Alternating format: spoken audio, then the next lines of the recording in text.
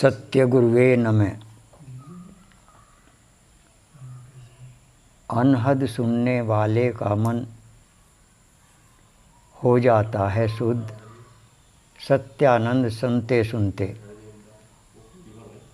हो जाता है बुद्ध। अनहद, अनहद नाद, अनहद नाद कहते हैं जिसकी कोई हद ना हो, इसे अनहद कहते हैं, बिना हद के। अनहत नाद भी कहते हैं, अनाहत नाद भी कहते हैं। इसे अनाहत कहते हैं जो बिना चोट के हो रही है। कहाँ? अंदर। ये अंदर की बातें हैं सब। और अनहद नाद कहाँ होती है? यहाँ सहस्रार में। तो इसको सुनते सुनते मानव का मन पवित्र हो जाता है, शुद्ध हो जाता है। और जब सुनता रहता है, मन पवित्र हो जाता है, तो एक दिन वह बुद्ध हो जाता है। बुद्ध, संत भी कह देते हैं संत हो जाता है, बुद्ध भी कह देते हैं बुद्ध हो जाता है।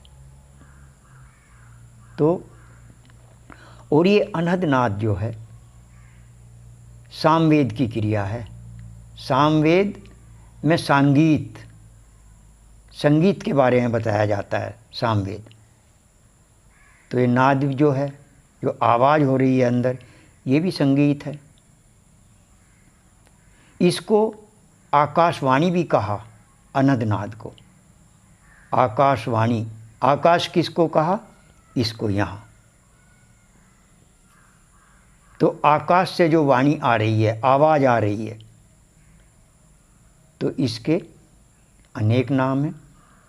इसको यदि कोई सुनता है तो उसका मन पवित्र हो जाता है, शुद्ध हो जाता है, बुद्ध हो जाता है, संत हो जाता है। इसको सुनने के लिए ये अंदर की आवाज़ है जी, इसे कोई सरल भी ना समझे। और संत जो हैं इसको सरल भी कर देते हैं। जब बता देंगे, युक्ति बता देंगे, तो सरल हो जाएगा फिर। तो इसको सुनने के लिए संतों की शरण में जाना चाहिए। और यदि कोई आपको ना मिले तो फिर सेवक के पास आ जाना। सेवक आपको युक्ति बता देगा और फिर आप अपना कहीं भी बैठ कर सुन सकते हैं, कहीं भी।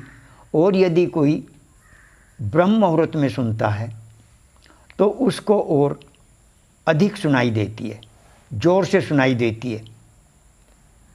तो इसको सुनने के लिए, अनहद नाद को सुनने के लिए संतों की शरण में जाना चाहिए।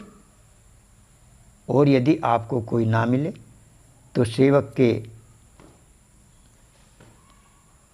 पास आ जाना, सेवक आपको मार्ग बता देगा। और फिर आप सुनते रहना। जो इसको सुनता है, सुनते सुनते भवसागर पार हो जाता है, उसका उद्धार हो जाता है। प्रेम से बोलिए श्री सद्गुरुदेव महाराज की जय।